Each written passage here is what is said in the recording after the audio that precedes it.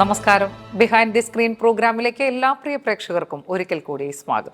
നീലചിത്ര നായികയായ Sunny Leon വസ്ത്രം ധരിച്ചു വന്നാൽ പോലും ആരാധകർ തടിച്ചുകൂടും. തങ്ങളെ ഇക്കിളിപ്പെടുത്തിയ പോൺ സ്റ്റാറിനെ നേരിൽ കണ്ട് സായുജ്യമടയാനുള്ള ആരാധകരുടെ തിക്കും തിരക്കും പല ഉദ്ഘാടന വേദികളിലും ചർച്ചാ വിഷയമായ വസ്തുതയാണ്.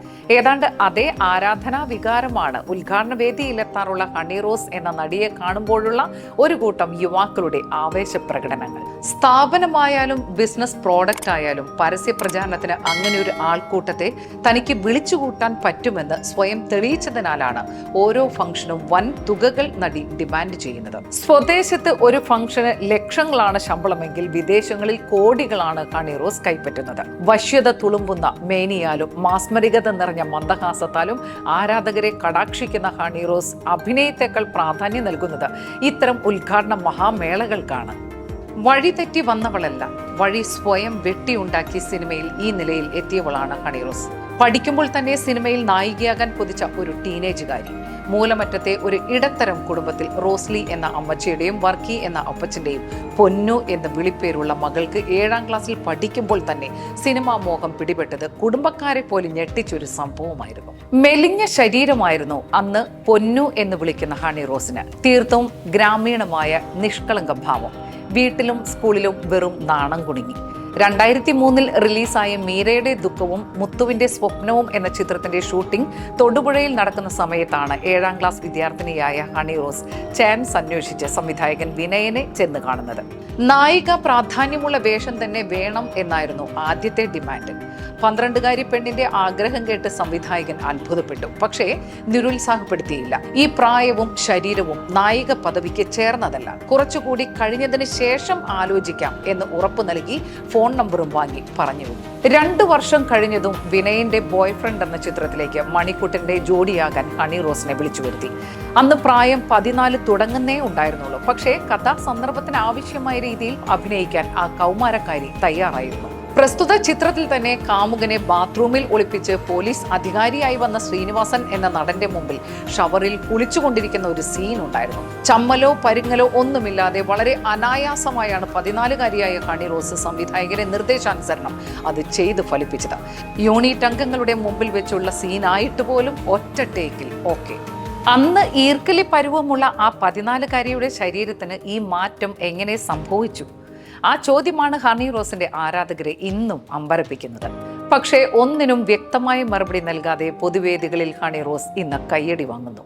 എന്തായാലും വൈക്കം മുഹമ്മദ് ബഷീറിന്റെ വിശ്വവിഖ്യാതമായ മൂക്ക് എന്ന കഥയിലെ മൂക്കന്റെ കഥാപാത്രത്തെ പോലെ മൂക്ക് കൃത്രിമമാണോ എന്ന ആ സംശയത്തിന്റെ നിഴലിലാണ് ഹണി റോസും. ഒരു ഹീറോയിൻ ആകാനുള്ള മോഹത്തോടെയാണ് സിനിമയിലെ അരങ്ങേറ്റമെങ്കിലും വേണ്ടത്ര അവസരങ്ങളൊന്നും ഹണി റോസിന് പിന്നീട് അങ്ങോട്ട് ലഭിച്ചില്ല. ബോയ്ഫ്രണ്ട് എന്ന ചിത്രത്തിന് ശേഷം തമിഴിലും തെലുങ്കിലും ഓരോ ചിത്രങ്ങൾ ചെയ്തു. പക്ഷേ അന്യഭാഷയിലും അന്ന് പച്ച പിടിച്ചില്ല. ടീനേജ് പ്രായത്തിൽ ഗ്ലാമർ വേഷങ്ങൾ ചെയ്യാൻ ഒരുക്കമായിട്ട് കൂടി ഇതര ഭാഷകൾ ഈ യുവനടിയെ കൈവെടിഞ്ഞു. പ്രാധാന്യമില്ലാത്ത വേഷങ്ങളായിരുന്നു മലയാളത്തിൽ പോലും ഹണി റോസിനെ തേടി വന്നത്. ട്രിവാൻഡ്രം ലോഡ്ജ് എന്ന ചിത്രത്തിലെ വേഷമാണ് അല്പമെങ്കിലും ശ്രദ്ധിക്കപ്പെട്ടത്. പക്ഷേ യുവാക്കളെ ആകർഷിക്കുവാൻ ഡബിൾ മീനിങ് കലർത്തി VK പ്രകാശ്, അനൂപ് മേനൻ കൂട്ടുകെട്ട് ചെയ്ത സർട്ടിഫൈഡ് ചിത്രമായതിനാൽ കുടുംബ പ്രേക്ഷകരെ ആകർഷിക്കാൻ സാധിച്ചില്ല. ആ ചിത്രം തന്റെ കരിയറിന് ദോഷമേ വരുത്തിയിട്ടുള്ളൂവെന്ന് പിന്നീട് നടി തന്നെ സമ്മതിച്ചിട്ടുണ്ട്. മോഹൻലാലുമായുള്ള അടുപ്പമാണ് ഹണി റോസിന്റെ സിനിമാ കരിയറിന് പിന്നീട് ഗുണകരമായത്. Ittymaani, big brother, colonel, monster എന്നീ ചിത്രങ്ങളിലെല്ലാം മോഹൻലാലിന്റെ പ്രത്യേക താല്പര്യപ്രകാരമായിരുന്നു ഹണി റോസിന് അവസരങ്ങൾ ലഭിച്ചത്. ആ സിനിമാ ബന്ധം ഇരുവരും തമ്മിൽ നല്ലൊരു സൗഹൃദ ബന്ധത്തിന് നിമിത്തമായി. ഷൂട്ടിംഗ് സമയത്ത് ഒരുമിച്ചാണ് കാലത്ത് ഫിസിക്കൽ വർക്കൗട്ടിന് ജിമ്മിൽ പോകാറുള്ളത്. മോഹൻലാൽ സൗഹൃദം നിലനിർത്തുന്ന നടിമാരുടെ ലിസ്റ്റിൽ ഒരാളാണ് ഇപ്പോൾ ഹണി റോസ്.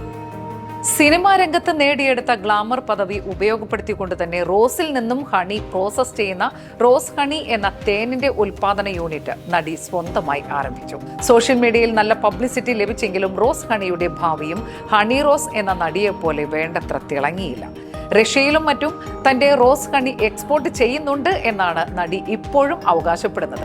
ആകാര ഭംഗിയും ഏത് വേഷം ചെയ്യാനുള്ള തന്റേടവും ഉണ്ടായിട്ടും ഹണി റോസിന് എന്തുകൊണ്ട് താരശോഭ ലഭിച്ചില്ല എന്ന ചോദ്യത്തിന് 14-ാം വയസ്സിൽ നായിക വേഷം ചെയ്ത ബോയ് ഫ്രണ്ട് എന്ന തന്റെ ആദ്യ ചിത്രത്തെയാണ് നടി പഴിക്കുന്നത്.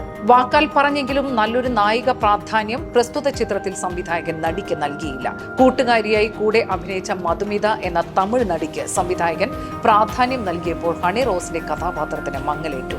ഷൂട്ടിംഗ് സമയത്ത് സംവിധായകന്റെ ഒരു ഇരട്ടത്താപ്പ് നയമായിരുന്നു അതെന്ന് നടിക്ക് പിന്നീടാണ് ബോധ്യമായത്. അക്കാലങ്ങളിൽ മലയാള ഇൻഡസ്ട്രിയിൽ ശ്രദ്ധേയനായ ഒരു സംവിധായകനായിരുന്നു വിനയൻ. അതിനാലാണ് ഹണി റോസ് തന്റെ നായികാ പ്രവേശം ആ സംവിധായകനിലൂടെ തന്നെ വേണമെന്ന് ആഗ്രഹിച്ചതും. ഒരു പുതുമുഖ നടി എന്ന നിലയിൽ ആ ടീനേജുകാരിക്ക് അരങ്ങേറ്റ ചിത്രം വേണ്ടത്ര ശോഭനമായില്ല. പുതുമുഖ നടികളെ ഇൻട്രൊഡ്യൂസ് ചെയ്യുന്നതിൽ അന്നേ തൽപരനായിരുന്നു ആ സംവിധായകൻ. ബോയ് ഫ്രണ്ട് എന്ന ചിത്രത്തിന് മുമ്പ് വാസന്തി ലക്ഷ്മിയും പിന്നെ ഞാനും എന്ന ചിത്രത്തിൽ ടീനേജുകാരിയായ കാവേരി എന്ന യുവനടിയെ തെന്നിന്ത്യയിൽ തന്നെ തിരക്കുള്ളൊരു നായികയാക്കാം എന്ന ഓഫർ നൽകിയാണ് പ്രസ്തുത ചിത്രത്തിൽ സഹകരിപ്പിച്ചത്. നാടക നടി കൂടിയായ കാവേരിയുടെ അമ്മയ്ക്ക് കൊടുത്ത വാക്ക് സംവിധായകൻ പാലിച്ചിരുന്നു. വാസന്തി ലക്ഷ്മിയും മലയാളത്തിൽ വൻ വിജയമായപ്പോൾ വിക്രം എന്ന തമിഴ് നടനെ നായകനാക്കി കാശി എന്ന പേരിൽ തമിഴിലേക്ക് റീമേക്ക് ചെയ്തപ്പോൾ കാവേരിയെ അതിലും സഹകരിപ്പിച്ചു.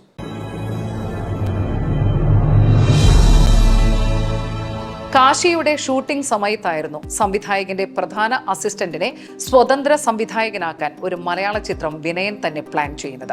ഡൽഹി ബിസിനസ്സുകാരനായ ഒരു മലയാളിയായിരുന്നു നിർമ്മാതാവ്. തമിഴ് ചിത്രമായ കാശിയുടെ ചിത്രീകരണം തൊടുപുഴയിൽ നടക്കുന്ന അതേ വേളയിൽ തന്നെ ശിഷ്യന്റെ സ്ക്രിപ്റ്റ് ജോലിയും പുരോഗമിക്കുന്നുണ്ടായിരുന്നു. ഗുരു വിളിച്ചു പറഞ്ഞ പ്രകാരം ശിഷ്യനെ കാണാൻ ഒരു പുതുമുഖ നടി എത്തുന്നു. കാർത്തിക മാത്യു എന്നായിരുന്നു ആ ടീനേജുകാരിയുടെ പേര്. കഥാപാത്രത്തിന് ചേരും വിധം പട്ടുപാവാട ധരിച്ചാണ് ആ പുതുമുഖം ശിഷ്യ സംവിധായകനെ കാണാൻ വന്നത്. ഒരു ട്രയൽ എന്നോണം ഷൂട്ടിംഗ് നടന്നുകൊണ്ടിരിക്കുന്ന കാശി എന്ന ചിത്രത്തിൽ ഒരു വേഷം നൽകി പരീക്ഷിക്കുന്നു. പരീക്ഷണം വിജയമായിരുന്നു. പിന്നീട് അങ്ങോട്ട് സംവിധായകന്റെ ഊമപ്പെണ്ണിന് ഉരിയാട പയ്യൻ, കാട്ടുചെമ്പകം, വെള്ളി നക്ഷത്രം എന്നിങ്ങനെ തുടർ ചിത്രങ്ങളിലെല്ലാം കാർത്തികയ്ക്ക് മോശമല്ലാത്ത വേഷങ്ങൾ നൽകി സംവിധായകൻ തന്റെ ആസ്ഥാന നടിയായി പ്രതിഷ്ഠിക്കുന്നു. കാർത്തികയ്ക്ക് നൽകിയ പ്രാധാന്യം പോലും തന്റെ ടീനേജ് പ്രായം സിനിമയ്ക്ക് വേണ്ടി ഹോമിക്കപ്പെട്ട ഹണി റോസ് എന്ന നായികയ്ക്ക് സംവിധായകൻ നൽകിയില്ല എന്നത് പരമമായ ഒരു സത്യമാണ്. ചെറുപ്രായത്തിൽ തന്നെ ഒറ്റയാൾ പട്ടാളമായി പ്രയത്നിച്ച് മുന്നേറിയാണ് ഹണി റോസ് എന്ന നടി ഇന്നിപ്പോൾ ഈ നിലയിൽ പ്രശസ്തി നേടുന്നത്.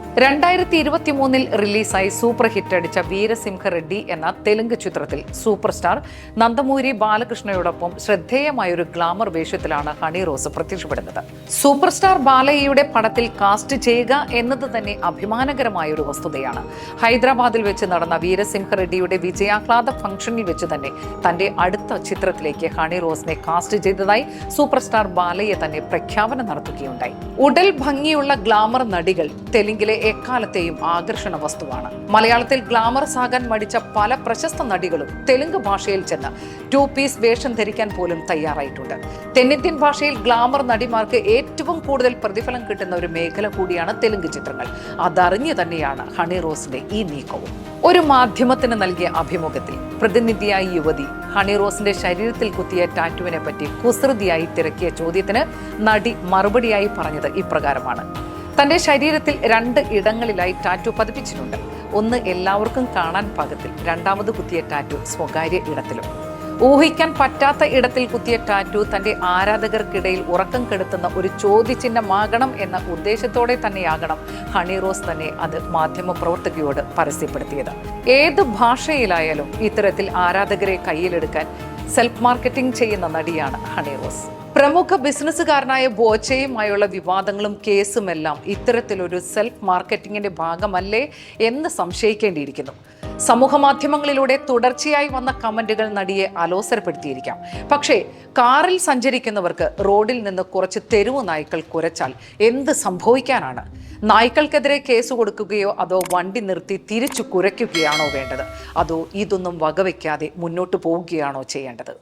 എന്തായാലും പരസഹായമില്ലാതെ, നെപ്പോക്കിഡല്ലാത്ത, സിനിമാ രംഗത്ത് ഒരു ഗോഡ് ഫാദറും ഇല്ലാതെ, മറ്റു നടിമാരെ പോലെ PR വർക്കും ഇല്ലാതെ ഇടുക്കി ജില്ലയിലെ മൂലമറ്റം എന്ന ഗ്രാമപ്രദേശത്ത് ഒരു ശരാശരി കുടുംബത്തിൽ നിന്ന് കഷ്ടപ്പെട്ട് സിനിമയിലെത്തി ഇപ്പോൾ സെൽഫ് മാർക്കറ്റിംഗിലൂടെ ഒരു താരപദം നേടിയെടുത്ത ഈ മലയാള പെൺകുടിയെ വിടുവായുത്തം പറഞ്ഞ് വിമർശിക്കുന്നവർ പോലും ഒരു വേള അംഗീകരിച്ചേ പറ്റൂ.